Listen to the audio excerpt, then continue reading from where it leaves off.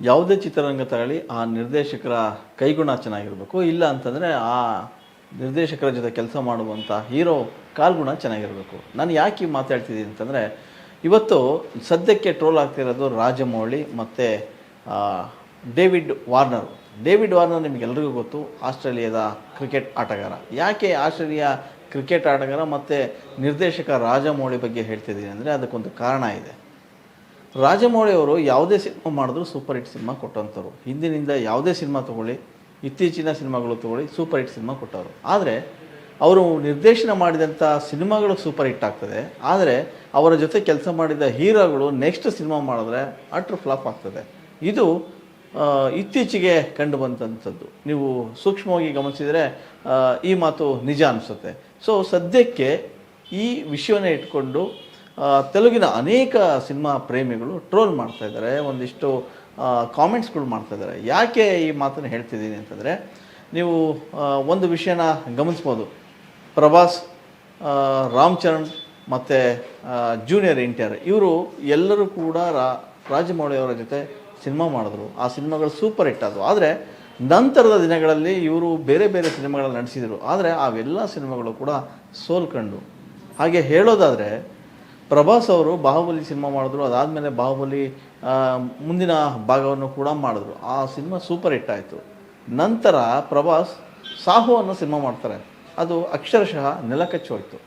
ಅದಷ್ಟೇ ಅಲ್ಲ, ರಾಮ್ ಚರಣ್ ಕೂಡ ರಾಜಮೌಳಿ ಅವರ ಜೊತೆಗೆ RRR ಸಿನಿಮಾ ಮಾಡ್ತಾರೆ. RRR ಸೂಪರ್ ಹಿಟ್ ಸಿನಿಮಾ ಆಗುತ್ತೆ. ಆದರೆ ರಾಮ್ ಚರಣ್ ಆ ಸಿನಿಮಾದ ನಂತರ ಆಚಾರ್ಯ ಅನ್ನೋ ಒಂದು ಸಿನಿಮಾ ಮಾಡ್ತಾರೆ, ಅದು ಕೂಡ ನೆಲಕಚ್ಚಿ ಹೋಗುತ್ತೆ. ಇನ್ನು RRR ಮಾಡಿದಂಥ ಜೂನಿಯರ್ ಎನ್‌ಟಿಆರ್ ಕೂಡ ಆ ಸಿನಿಮಾದ ಮೂಲಕ ಸಕ್ಸಸ್ ಕಾಣ್ತಾರೆ. ನೆಕ್ಸ್ಟ್ ಇನ್ನೊಂದು ಸಿನಿಮಾ ಮಾಡ್ತಾರೆ, ಅದೇ ದೇವರ ಸಿನಿಮಾ ಕೂಡ ಅಟ್ರ್ ಫ್ಲಾಪ್ ಆಗುತ್ತೆ, ಆವರೇಜ್ ಕೂಡ ಆಗೋದಿಲ್ಲ. ಯಾಕೆ ಈ ಮಾತು ಹೇಳ್ತಿದ್ದೀನಿ ಅಂತಂದರೆ, ರಾಜಮೌಳಿ ಮಾಡಿದಂಥ ಎಲ್ಲ ಸಿನಿಮಾಗಳು ಸೂಪರ್ ಹಿಟ್ ಆಗ್ತದೆ, ಆದರೆ ರಾಜಮೌಳಿಯವರ ಜೊತೆ ಮಾಡಿದಂಥ ಸ್ಟಾರ್ಗಳು ಮುಂದಿನ ಸಿನಿಮಾಗಳು ಮಾಡಿದ್ರೆ ಅವು ಅಟ್ರ್ ಫ್ಲಾಪ್ ಆಗ್ತವೆ. ಸೊ ಇದು ರಾಜಮೌಳಿಯವರ ಶಾಪ ಅಂತ ಹೇಳಿ ಅಲ್ಲಿನ ಫ್ಯಾನ್ಸ್ಗಳು ಕೂಡ ಎಲ್ಲ ಕೂಡ ಟ್ರೋಲ್ ಮಾಡ್ತಾಯಿದ್ದಾರೆ. ಈಗ ವಿಷಯಕ್ಕೆ ಬರೋಣ. ಡೇವಿಡ್ ವಾರ್ನರ್ ಇವರು ಆಸ್ಟ್ರೇಲಿಯಾ ಕ್ರಿಕೆಟರ್, ನಿಮಗೆಲ್ಲ ಗೊತ್ತು. IPLನಲ್ಲಿ ಸಾಕಷ್ಟು ಸೌಂಡ್ ಮಾಡಿದಂಥ ವ್ಯಕ್ತಿ. ಈಗ ಅವರು ಅನ್ಸೋಲ್ಡ್ ಆಗಿದ್ದಾರೆ. ಈ ಅನ್ಸೋಲ್ಡ್ಗೂ ಮತ್ತು ರಾಜಮೌಳಿಗೂ ಏನು ಸಂಬಂಧ ಅಂತ ನೀವು ಕೇಳ್ಬೋದು. ಅನ್ಸೋಲ್ಡ್ ಆಗೋಕ್ಕೆ ಇದೇ ರಾಜಮೌಳಿ ಕಾರಣ ಅಂತ ಈಗ ಮತ್ತೆ ಟ್ರೋಲ್ ಆಗ್ತಿದ್ದಾರೆ. ವಿಷಯ ಇಷ್ಟೇ, ಈ ಹಿಂದೆ ವಾರ್ನರ್ ಜೊತೆ ರಾಜಮೌಳಿ ಒಂದು ಆ್ಯಡ್ ಮಾಡಿದರು, ಅದು ಕ್ರೆಡ್ ಒಂದು ಕುರಿತಾದಂಥ ಒಂದು ಆ್ಯಡ್. ಸೊ ಆ ಆ್ಯಡ್ನಲ್ಲಿ ಇವರು ಇಬ್ಬರೂ ಕೂಡ ನಟನೆ ಮಾಡಿದರು. ಯಾವಾಗ ರಾಜಮೌಳಿ ಜೊತೆ ವಾರ್ನರ್ ಆ್ಯಡ್ ಮಾಡ್ತಾರೆ, ಅದು ತುಂಬ ಸಿಕ್ಕಾಪಟ್ಟೆ ವೈರಲ್ ಆಗುತ್ತೆ, ಸಕ್ಸಸ್ಫುಲ್ ಆಗುತ್ತೆ ಆ ಜಾಹೀರಾತು ದೊಡ್ಡ ಮಟ್ಟಕ್ಕೆ ಹಿಟ್ ಆದ ನಂತರ ಏನು ಇತ್ತೀಚೆಗೆ ಬಿಡ್ ನಡೀತು IPL, ಅಲ್ಲಿ ವಾರ್ನರ್ನ ಅನ್ಸೋಲ್ಡ್ ಮಾಡ್ತಾರೆ.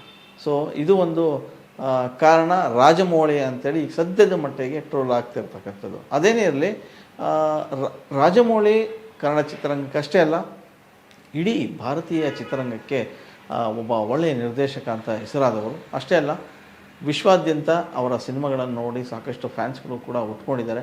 ಒಂದು ಸಣ್ಣ ಸುಳ್ಳನ್ನು ಅದ್ಭುತವಾಗಿ ಹೇಳ್ತಾರೆ ಅನ್ನೋದಕ್ಕೆ ಅವರೊಂದು ನಿದರ್ಶನ. ಅಂದರೆ ಸುಳ್ಳು ಮೀನ್ಸ್ ಸಿನಿಮಾನೇ ಸುಳ್ಳು, ಅಂದರೆ ಅದ್ಭುತವಾಗಿ ಕತೆ ಕಟ್ಕೊಡ್ತಾರಲ್ಲ, ಅದು ಕತೆನೇ ಸುಳ್ಳು. ಆ ಕತೆನೇ ಅದ್ಭುತವಾಗಿ ನಿಜ ಅಂತ ನಂಬಿಸೋದಿದೆಯಲ್ಲ, ಅದು ನಿರ್ದೇಶಕರಿಗೆ ಇರುವಂತಹ ತಾಕತ್ತು. ಆ ತಾಕತ್ತು ರಾಜಮೌಳಿಗೆ ಇದೆ.